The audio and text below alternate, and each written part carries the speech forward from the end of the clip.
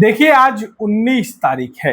आज राजद की तरफ से छात्र महाआंदोलन जो है वो बुलाया गया था। आज राजद के तमाम जो लोग हैं वो जेपी गोलंबर से राजभवन मार्च करने वाले थे और देखिए काफी आगे तक बढ़ चुके थे।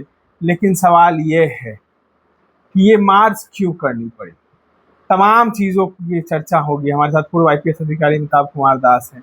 लेकिन इस बार जो है राजद का आंदोलन जो है कुछ अलग था। सभी राजद के समर्थकों के हाथों में तिरंगा झंडा था। जी हाँ, पार्टी का झंडा नहीं, हमारा राष्ट्रीय ध्वज था। हमारे तमाम जो राष्ट्रीय जनता दल के कार्यकर्ता थे। सर, राजद का इस छात्र महाआंदोलन था। आज राजभवन, लोक भवन जिसको कहा जाता है, उसका उसके मार्च निकाले थे और इस बीच कई बैरिकेडिंग को तोड़कर वो आगे बढ़े। लेकिन इस बार जो है तस्वीर कुछ अलग थी। तमाम पार्टियों के झंडे लोगों के हाथ में होने चाहिए, लेकिन तिरंगा झंडा था, राष्ट्रीय ध्वज था। कैसे देखते हैं? नहीं, इस मार्च के बहुत मायने हैं, कई मायने हैं। आज जो राजभवन यानी लोक भवन की ओर जो राष्ट्रीय जनता दल का मार्च था तेजस्वी यादव की अगुवाई में, जी, इसमें राजद के तमाम सांसद थे, तमाम विधायक थे, एमएलसी थे और आम कार्यकर्ता भी थे और काफी मतलब एक जोश से भरा माहौल देखने को मिल रहा था। और जैसा कि आपने बताया, लोगों के हाथ में राजद का जो हरा झंडा और लालटेन छाप झंडा नहीं था, उनके हाथ में राष्ट्र ध्वज था, तिरंगा झंडा था। तो ये अच्छी बात है कि वो दलगत राजनीति से ऊपर उठकर उन लोगों ने ये मार्च किया है। इसके कई मायने हैं। एक तो देखिए, तेजस्वी यादव फिर से बिहार की राजनीति में मतलब अपनी धमक बढ़ा रहे हैं। पिछले दिनों तेजस्वी यादव, जो कि विधानसभा में विपक्ष के नेता हैं, जी, उनकी काफी आलोचना होने लगी थी कि वे मतलब बहुत गंभीर नहीं रहते हैं, उनकी सक्रियता नहीं देखी जाती है। और जब पूरा बिहार जल रहा होता है तो वो पतली गली से यूरोप निकल जाते हैं छुट्टियां मनाने के लिए, दुबई में छुट्टियां मनाते रहते हैं। बड़े बड़े कांड बिहार में हुए, भरत तिवारी कांड हुआ, जनजी का आंदोलन हुआ, लेकिन उसमें, या फिर आपको बांकीपुर उपचुनाव हुआ, उसमें कहीं तेजस्वी यादव की सक्रियता नहीं दिखाई दी।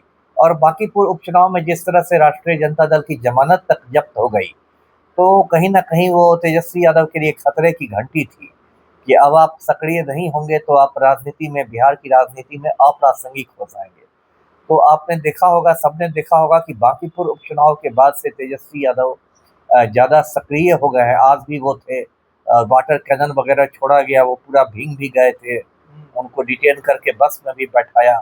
लेकिन आज काफ़ी आक्रामक नज़र आ रहे थे, जो एक विपक्ष के नेता का की भूमिका होनी चाहिए उसमें नज़र आ रहे थे। तो एक तो तेजस्वी यादव अपनी खोई हुई मतलब प्रतिष्ठा वापस ले रहा है। दूसरी बात तो ये कि अभी पूरे देश में, सिर्फ बिहार में ही नहीं, पूरे हिंदुस्तान में जेन जी का जो आंदोलन है, युवा पीढ़ी का आंदोलन है, वो बहुत राजनीति पर हावी हो गया है। दिल्ली में जिस तरह से जंतर मंतर में प्रदर्शन हुए, जिस तरह से आपको केंद्रीय शिक्षा मंत्री को हटना पड़ा, धर्मेंद्र प्रधान को, फिर उसके बाद जैसे झारखंड में आंदोलन हुआ, रांची में सारी मांगे मान ली गई। तो इसको लेके राजनीतिक दलों में ये लग रहा है कि जेनजी की बात को मजबूती से उठाना चाहिए। और तेजस्वी यादव गर्दनी बाग भी कल गए थे। कार्यकर्ताओं में जोश काफी ज्यादा था। नहीं नहीं, देखिए, जोश तो आ ही जाएगा ना, जब सेनापति खुद सामने से नेतृत्व करेगा तो जोश आ ही जाएगा।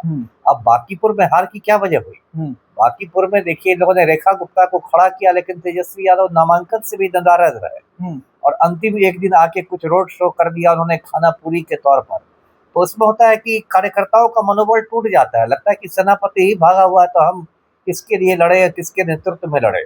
लेकिन जब सेनापति खुद मोर्चे पर डटा रहता है तो कार्यकर्ताओं में भी एक जोश होता है, उनका मनोबल बढ़ता है कि हम सेनापति के साथ हैं। ये तो एक मनोवैज्ञानिक चीज है और शुरू से था। पुराने जमाने में पारंपरिक युद्धों में भी राजा खुद हाथी पर बैठ के युद्ध का नेतृत्व करता था। तो वो बात है। एक तरफ विपक्ष के नेता जो हैं वो सड़कों पर हैं छात्रों के मुद्दे को लेकर, तो दूसरी तरफ गर्दनी बाग में छात्र जो हैं वो आंदोलित हैं अपने मांगों को लेकर। टीआरई 4 हो, बीपीएससी 17वीं हो, छात्र पेपर लीक हो, घोटाले हो, इन तमाम मुद्दों को लेकर है।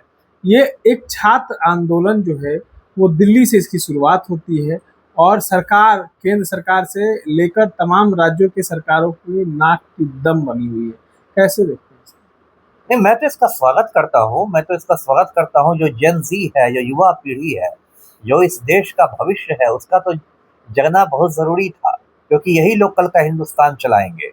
और जिस तरीके से सरकार इन लोग के साथ मतलब अन्याय कर रही थी, सारे इम्तिहान में पेपर लीक हो रहे थे, घोटाला हो रहा था, प्रश्न पत्र बेचे जा रहे थे, जी। शिक्षा माफिया हावी था, मतलब सरकार ने इनके भविष्य को एकदम अंधकारमय बना दिया था, इनके साथ खिलवाड़ कर रही थी, चाहे वो केंद्र सरकार हो या राज्य सरकारें हो। तो ठीक है, जेनजी ने अपनी ताकत दिखा दी है, और आप संख्या बल के हिसाब से देखिए तो आप जेनजी का मुकाबला नहीं कर सकेंगे। कई लोग कह रहे हैं कि इस बार तेजस्वी अलग स्वरूप में आए हैं, जो झंडे दिखाई दिए, जो तमाम मुद्दे हुए, बंटी यादव को लेकर, भरत तिवारी को लेकर, लगातार बिहार में भी कई घटनाएं सामने आई हैं, कुछ दिनों पहले रोशन यादव को लेकर। तो इस बार जो है तेजस्वी यादव इन लोगों के लिए आवाज उठा रहे हैं, किसी पार्टी, किसी विशेष के लिए नहीं, इन तमाम छात्रों, इन तमाम लोगों के लिए मुद्दे उठा रहे हैं। इसीलिए उन्होंने तिरंगा झंडा अपने हाथों में नहीं थामा। नहीं, वो सही फैसला था, सही फैसला था। लालू के समय और राबड़ी के समय जो एक राजद का जनाधार था, माई समीकरण, मुस्लिम यादव, वो एक छोटा समीकरण बन गया था। बाद में तेजस्वी ने कहा कि हम लोग मतलब A to Z समीकरण बनाएंगे, सबको लेके चलेंगे, तो एक अच्छी बात है। और अभी तेजस्वी यादव में वो सक्रियता देखने को मिली है। वो बंटी यादव के घर जाकर उन्होंने 5 लाख का चेक दिया था। उसके बाद देखिए, जो वहाँ ईओ की हत्या हुई थी, डेहरी के ईओ विमल कुमार, उसमें उन्होंने मजबूती से मुद्दा उठाया था। फिर आज का जो मुद्दा है, आज जो राजभवन मार्च हो रहा है, वो मेन जो सिवान में आपको 25 जुलाई को बिहार बंद के दौरान AK-47 चलाया गया था। उसके बाद सरकार ने सिर्फ सिवान के एसपी का ट्रांसफर किया, वो तो कोई सजा हुई नहीं। जिस सिपाही ने भी चलाया था उसको बस निलंबित किया, कोई सजा हुई नहीं, जबकि एक बहुत गंभीर बात है। आप लोकतंत्र में अपने ही देश के बच्चों पर कैसे सर, ये AK-47 भी चला कहा सकते जा रहा हैं? है, एक सवाल ये भी है कि जिस तरीके से घटनाएं हुई, पुलिस प्रशासन पूरी तरह से मुस्तैद थी, डक बंगला हो, जेपी गोलंबर हो, इनकम टैक्स हो, लेकिन जो सोचा नहीं था पुलिसकर्मियों ने वो हुआ। झंडा तिरंगा झंडा था, इसको देखकर पुलिस भी सकबका गई। पुलिस जो है रोक नहीं पा रही थी, जेपी गोलंबर की बैरिकेटिंग तोड़कर आगे बढ़े, डक बंगला की बैरिकेटिंग तोड़े, इनकम टैक्स की बैरिकेटिंग तोड़कर आगे बढ़ रही है। मतलब पुलिस जो है कहीं ना कहीं तिरंगा झंडा देख के वो बैकफुट पे आ गई, क्योंकि हमने वहां मौजूद थे तो बार बार अनाउंसमेंट भी किया जा रहा था कि तिरंगा झंडा को गिरने ना दें, उनका सम्मान करें, उल्टा ना लगाएं, नीचे ना करें, लगातार अनाउंसमेंट किया जा रहा था। ये अनाउंसमेंट था, भीड़ को रोकने का अनाउंसमेंट बहुत कम हुआ। नहीं नहीं, ये तो है ही ना। देखिए, तिरंगा झंडा तो राष्ट्र ध्वज है ना, तो वो ऐसा थोड़े कि तेजस्वी का झंडा है या राजद का झंडा है, तो पुलिस वालों का भी झंडा है, पुलिस वाले भी उसको सल्यूट करते हैं। और ये बात तो होती है कि यदि जुलूस निकल रहा हो देश में, सबके हाथ में तिरंगा हो, तो पुलिस वालों को तो थोड़ा बल प्रयोग में मुश्किल आती ही है। अब मान लिया किसी को गिरा दें, उसके साथ साथ तिरंगा भी गिर गया, फिर ये हुआ, चारों ओर मीडिया वाले रहते हैं, कैमरा रहता है। आज के जमाना में तुरंत तस्वीर सोशल मीडिया पर वायरल हो जाएगी कि झंडा लेके गिरा हुआ है, पुलिस वाला खड़ा है, तो वो तो देखिए होता ही है। अभी मैंने देखा था जंतर मंतर पर पुलिस वाले बल प्रयोग के लिए आगे बढ़े, सारे बच्चों ने खड़ा होकर राष्ट्रगान गाना शुरू कर दिया, पुलिस पुलिस वाले अटेंशन में आ गए। तो ये सब तो होता ही है।